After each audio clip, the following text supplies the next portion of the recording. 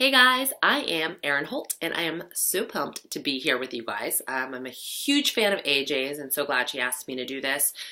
You guys are in good hands with her, as I'm sure you already know. This is going to be a no frills video because I just got out of the gym. I'm hiding in my bedroom from my 3-year-old who, no worries, she's with an adult. Look at you, got my dead plant up there. It's all good.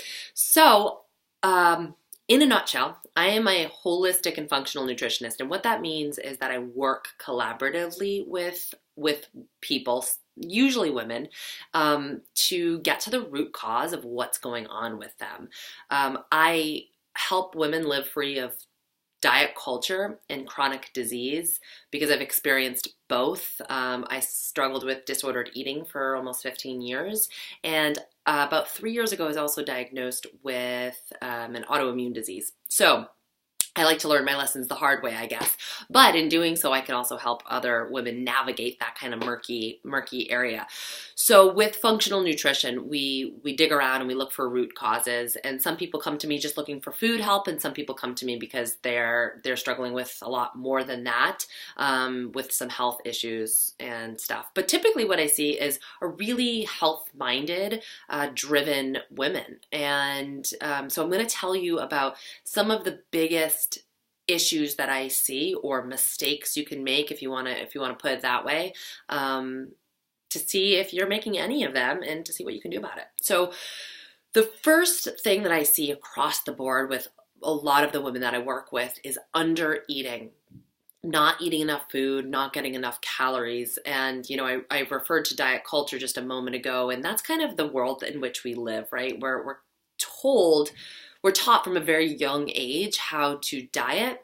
There is no end to the diets that we can go on, but we're never really taught how to just eat.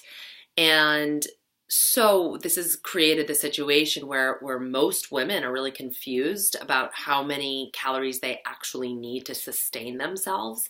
And so this is an issue from two different perspectives. One, if you're under eating calories, then your metabolism can go a little bit haywire, especially for the girl who has been the chronic dieter. So it have gone on and off diets and maybe lost weight, gained weight throughout the course of many years. Your body is your best friend. Your body just wants to keep you alive. Like, that's its major role. It's like, homegirl, I got you. We're gonna keep you living. So that's awesome. Unfortunately, we throw a lot of things at it, so it makes its job really hard sometimes. But it has a lot of defense mechanisms built into place, and your metabolism is one such thing. So if you eat too few calories, if you eat below your basal metabolic rate, which for most women is somewhere between 12 to 1500 calories, so that's how many calories you need just to exist, like just to lie in bed and blink your eyes, nothing more.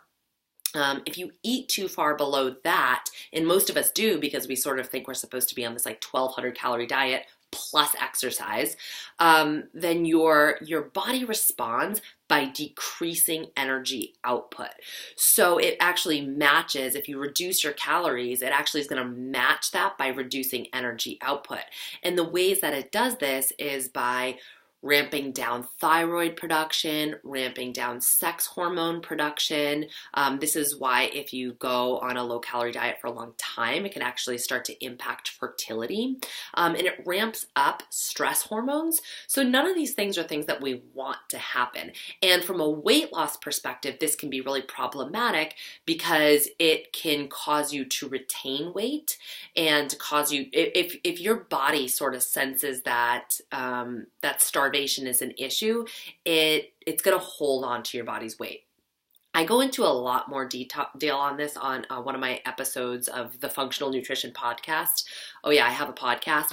So I'm going to have AJ link to that. It's called Weight Loss and Calories, and it really tears apart this topic a lot more.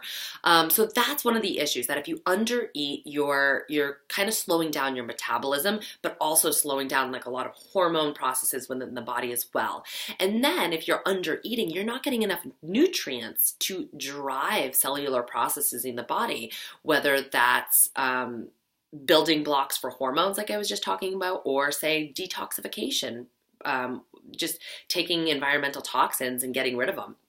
So we need a lot of nutrients, and if we're not eating enough calories, we're not getting enough nutrients. So the first thing that I do with clients is to make sure that they're eating enough across the board, because again, especially if you're coming with like the idea like I do everything right and I'm still not feeling well, or I'm still not losing weight, or whatever it is, usually everything right is some type of diet mentality. So we first have to address that and make sure everybody's eating enough.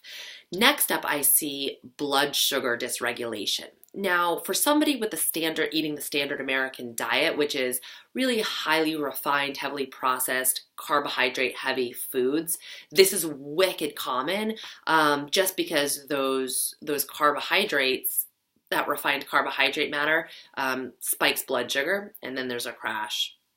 And so there's this blood sugar wonkiness throughout the day. But even if you're eating a whole foods diet, you can still have this blood sugar dysregulation issue. And so that's another thing that I initially addressed with clients. Sometimes this happens if you're skipping meals. A lot of my ladies like to wake up, drink coffee, and then do all the things, and then breakfast doesn't come till like hours later, just because you're moving and a shaking, right? That can set you up for blood sugar dysregulation throughout the course of the entire day. Also, I had mentioned carbohydrates before. If you eat a super high carbohydrate diet, and this is really more geared towards refined carbohydrates, but you're not eating enough protein or you're not eating enough fat, then this can cause some dysregulation with blood sugar as well. One thing I want to mention here is that intermittent fasting is pretty big right now, and I'm actually a fan if it's appropriate for you. It can be really helpful to drive down inflammation and help to reset leptin resistance in some individuals. But I will say that probably 90% of the women that I see in my practice are not good candidates for intermittent fasting, because fasting is a stressor to the body. And so it causes your body to release stress hormones. Now, a lot of us, it's going to bring me to my next topic, which is adrenal fatigue. A lot of us already have that chronic stress response, and we actually need to do a lot of work to turn that off. I'm not going to go into a ton of detail with this, simply because I know AJ, and I know that she's taking good care of you guys in the fact that she's going to talk a lot about stress, and she's going to talk a lot about lifestyle factors and how those lifestyle factors can influence your body.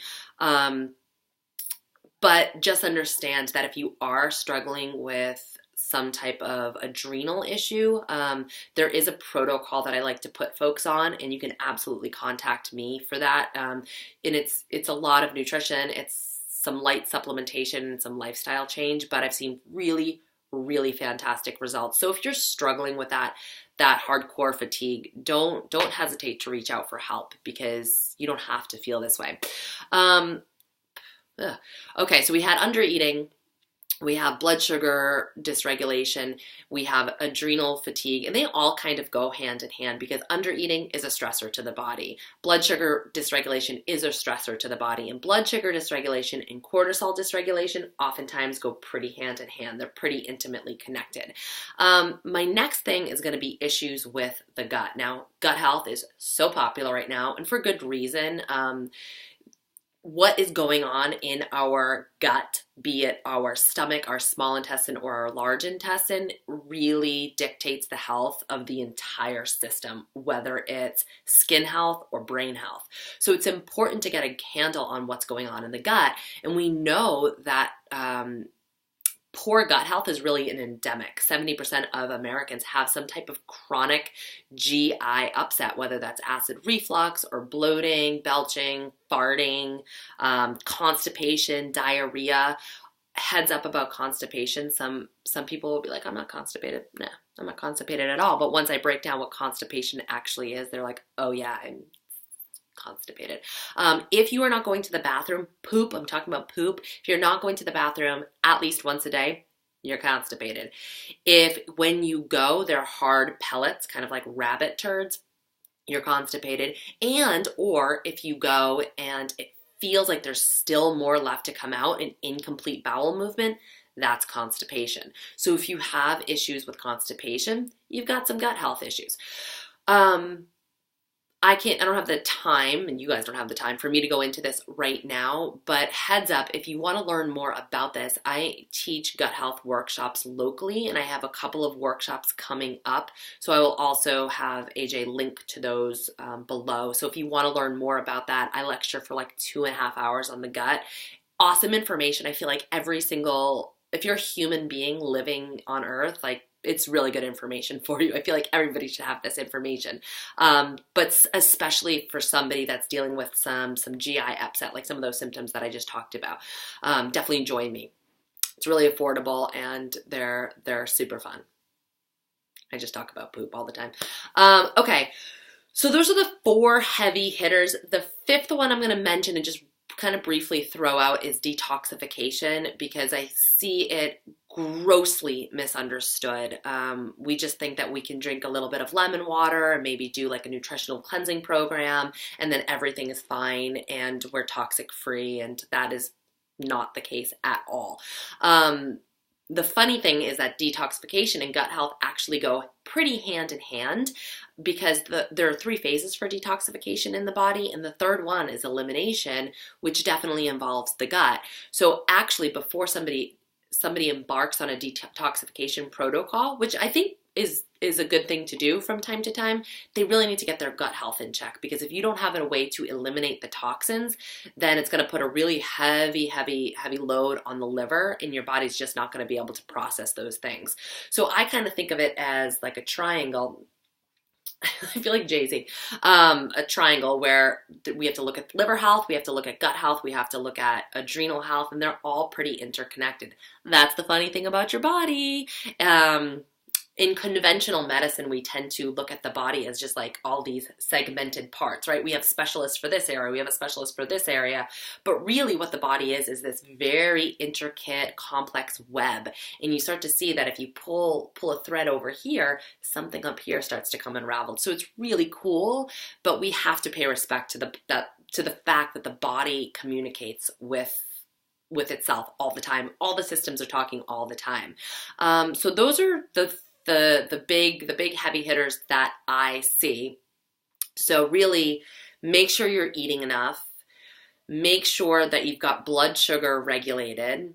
One way to really do this is to make sure you're eating breakfast in the morning, especially if you know you have those low blood sugar issues, like if you get shaky or irritable, hangry without food, or you start to get dizzy or get headaches. Those are all signs that you have low blood sugar, and we want to avoid those. So for you, it might look like eating breakfast, always eating breakfast.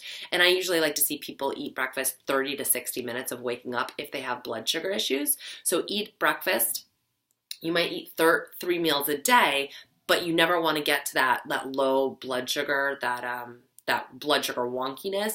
So if you need to pepper those meals with snacks, definitely do so. So that's kind of an actionable step that you can put into place. The adrenal health, I think that what you're doing with AJ is going to be awesome for that. If you need some more assistance in terms of food and supplementation, let me know.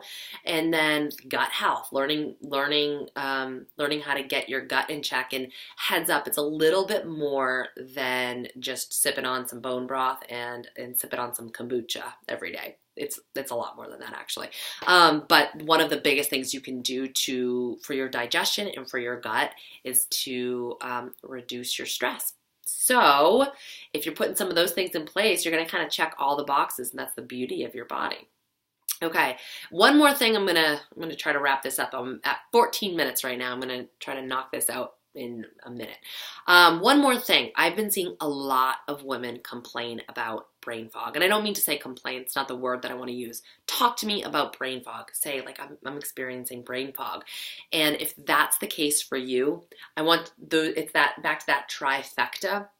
It comes back to liver health, adrenal health, whether you can detoxify, whether your body's in a stress response all the time, if your body can handle stress, and then gut health. Because if there's inflammation in the gut, that travels directly to the brain. So really, you have to kind of cover all of those bases. All right, so I hope that was kind of a decent overview of what I see in my practice and the things that as women living here in this society, in this culture, in this environment, oh boy, I just heard the 3-year-old. We can start to pay attention to these things. So hopefully that was helpful. Reach out to me if you have any questions, and good luck.